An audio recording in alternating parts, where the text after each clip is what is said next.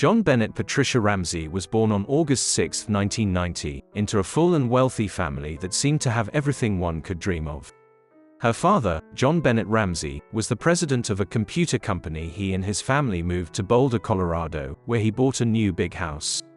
From an early age, the girl participated in various beauty contests, winning many titles. These achievements brought her fame, and her parents, an additional source of income. On December 25, 1996, JonBenet and her parents went to celebrate Christmas at friends.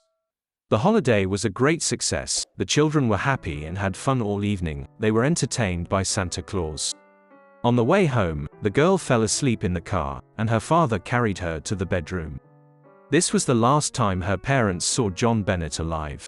What happened next shocked the quiet, respectable town, making it the epicenter of one of the most mysterious murders in history. On December 26, JonBenet's mother, Patricia, got up at 5 a.m. to get ready for a family trip to Lake Michigan. As she walked down the stairs, she saw a letter on the last step. The message said that her daughter, JonBenet, had been kidnapped and that she needed to pay $118,000 for her return. The amount was not chosen by chance, that was the amount of the girl's father's annual bonus. Patricia ran to JonBenet's room. However, she was no longer there.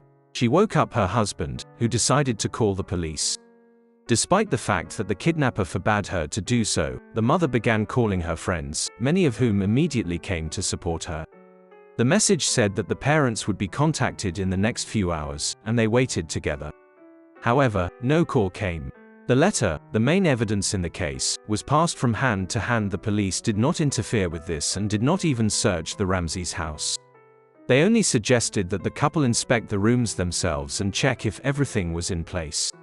Only 7 hours after the letter was found, Mr. Ramsey began his inspection. Having gone down to the basement, he found his daughter's body on the floor. 2 large hematomas were found on the girl's head, and traces of blood were found on her underwear. Her hands were tied above her head with a white cord. After the discovery of the body, the kidnapping turned into a gruesome murder. The police immediately had a question: why did the killer write a ransom letter? Moreover, it was written on sheets of Mr. Ramsey's notebook, which suggested that the criminal wrote it right in the house while the family was sleeping. According to the police, he was in the house for about an hour. During all this time, no one heard anything suspicious or woke up. Here the question arises: how could the killer move JonBenet from the bedroom to the basement without making a sound and without leaving any traces behind? Soon after the investigation began, the police admitted to making mistakes.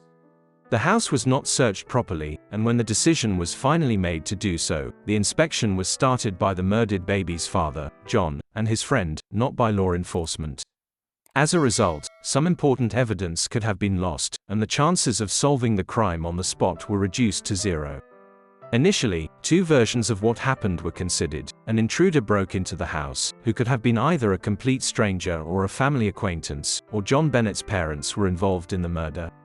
Having learned of the suspicions against them, the wealthy couple immediately hired the best lawyers. On their advice, John and Patricia flatly refused to give written testimony, from which the investigation hoped to receive an opinion from specialist psychologists. They have a technique in their arsenal that allows them to determine quite accurately what in witness testimony is a lie and what is true.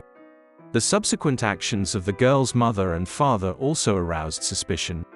They refused to be questioned and stated that they had already shared all the information they knew in informal conversations with investigators. The deeper the detectives dug, the more suspicious the parents' testimony became. The mother told the police that she had let her daughter's hair down and taken off her dress before going to bed.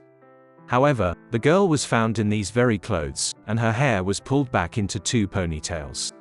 Pieces of a laurel wreath, which the girls wore on holidays, were also found in them. Secondly, during the autopsy, undigested pieces of pineapple were found in the girl's stomach. This means that she had eaten about 4 hours before the murder. According to the parents, the last time the little girl ate was at a celebration. So where did the pineapple in her stomach come from? Investigators also found this fruit in the family refrigerator, which aroused even more mistrust. Thirdly, some windows and doors in the house were not locked at night. Why didn't the parents lock the house? They may have opened the locks after the tragedy to confuse the investigation. Shortly before the incident, they allegedly gave the keys to many people, friends, relatives, servants, supposedly so that they could look after the house during the owner's future vacation. And finally, another strange moment, the girl's mother was forced to undergo a handwriting examination to compare her writing style with the ransom note. Detectives came to the conclusion that during the examination, the woman deliberately changed her handwriting. Later, it turned out that the letter was written using a typewriter, which has not yet been found. The investigation also worked on the version according to which JonBenet was killed by her father. The man had been taking antidepressants for some time, so the police admitted that he could have hit the girl in a fit of anger. Thinking that she was dead, he could have staged her murder by a stranger. It is worth remembering the ransom note here. Perhaps the parents wanted to throw the investigation off track and hoped that the police would not search the house. Realizing that a search was inevitable, he could have discovered his daughter's body himself. While the parents remained the prime suspects, they appeared on TV shows, gave interviews, and even published a book called Death of Innocence, in which they allegedly told everything they knew about the daughter's murder. Investigator Steve Thomas, who worked on the case, also published a book about it. It is unknown what the goals were, but with each passing year, someone continued to make money off the name JonBenet. The girl's parents also sued 2 publications that accused him of murdering the daughter in their materials. They managed to win $4 million, which the public regarded as another attempt to profit from the deceased child. At the same time, detectives worked on another version. Beauty pageants. The police assumed that, due to the publicity, the girl could have been noticed and killed by someone who saw her at the pageant. This line of investigation was much more difficult, since the number of potential suspects could have been in the thousands. Given this, the police did not make any progress in this direction. The investigation had essentially reached a dead end. The parents were actively making money on the name of the deceased daughter, and the hope of finding out the truth was fading. The girl's mother died of ovarian cancer on June 24, 2006. Literally 2 months later, something unexpected happened. A man named John Macker, who was completely unknown to the police, suddenly confessed to the murder of JonBenet. He said that he saw the girl at one of the beauty pageants and fell in love with her. The man collected her photos and newspaper clippings, and also dreamed of writing a book about her murder. The police thought that one of the most high-profile cases had finally been solved. But, alas, Carr turned out to be innocent. How this is possible, no one really understands. Why did he take the blame? Some psychologists believe that some people have a pathological need for constant attention, and confessing to a high-profile murder is the easiest way to get it.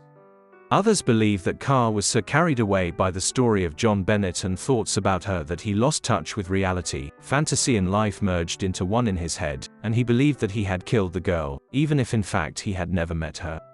He could not remember a single significant detail about the night of the murder, got confused in his own words, and had no idea what the girl's house looked like.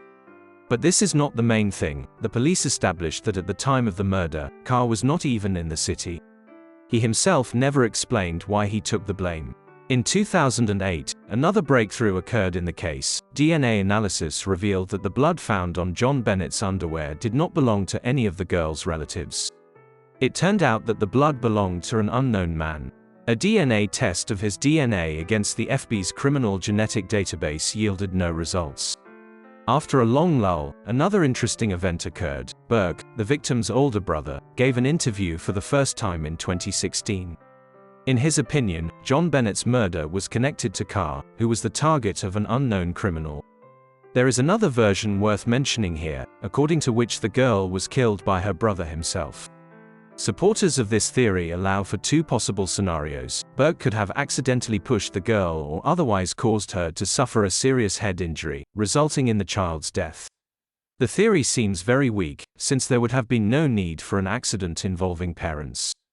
The second theory is much more logical. Burke could have deliberately inflicted serious injuries on his sister, leading to her death. In this case, the involvement of the father and mother in covering up the crime can be easily explained. Having lost one child, they did not want the life of the second to be completely ruined. Why would Burke kill his own sister? Supporters of this version believe that envy is the main motive. With the appearance of JonBenet, the older brother faded into the background from his parents, and her successful career in beauty pageants only increased everyone's attention to the girl. This resentment could have accumulated for years before it resulted in a fatal coincidence. This theory also raises questions. The brother was only 9 years old at the time. Could he have caused a fatal injury to the girl with his actions? And how could the parents forgive him after what he did? In 2019, the case took another unexpected turn. 50-year-old prisoner Gary Oliva, serving a sentence for possession of materials involving children, confessed to the murder of JonBenet. Oliva was one of the main suspects from the beginning of the investigation. Police then searched his car, finding a stun gun and poetry about JonBenet, but no evidence linking the murder to him. On the night of the murder, December 26, Oliva called his high school friend Michael Vale and said, "I hurt a little girl." Vale tried to get more information out of him, but he was unsuccessful. After the call, he contacted the police and relayed Oliva's words, but he is not aware of their subsequent actions. After 2016, while in prison, Vale received letters from him in which he confessed, "I killed JonBenet," adding, "I pleaded guilty to the murder of JonBenet, as well as countless assaults and sexual abuse of children. I have signed numerous plea agreements to this effect. I'm a serial killer with a mental disorder that I cannot control. I told detectives every murder I could remember and they wrote it all down. But they cannot prove any of these murders. It would seem that after several years the killer has been found." However, even in this story, not everything is so simple. Firstly, a whole year has passed since the confession. Since then this topic has hardly been raised, no charges have been brought, although Oliva's initial confession was known literally from the night of the murder. Secondly, the criminal claims that he loved the girl and did not want to kill her. She allegedly tripped and fell, breaking her head. Here we are faced with the question, how should the events of that night have developed if the parents and brother did not hear the fall? If the girl fell, we can assume that she tried to run. Why did not she scream, did not call for help?